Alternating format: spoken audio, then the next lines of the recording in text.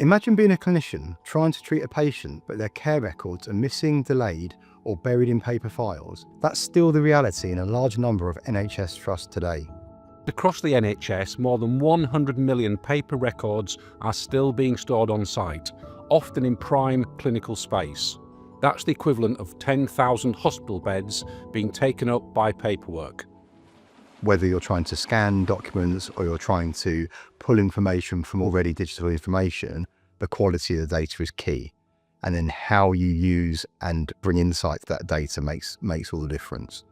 So we are just starting the journey towards an integrated electronic patient record across the whole trust. Clearly there are financial barriers, there's barriers in terms of planning and getting consensus about the system that we need.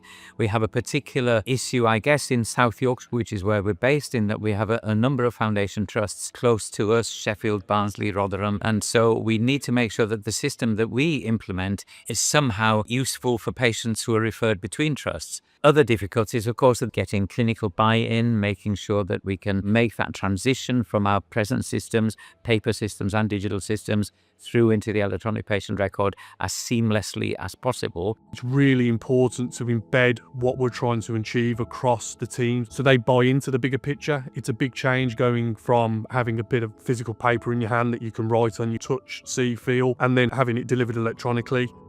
So we had to change the whole culture. So we changed the culture of being kind of a more agile thinking trust, looking at doing things in small chunks. So we did it with one area. They kind of bought into it, and now it's across the whole trust.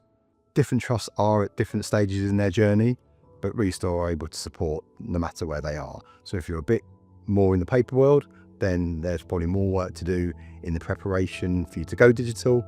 If you're closer to going digital, then of course we can help with the digitisation of the paper as part of that.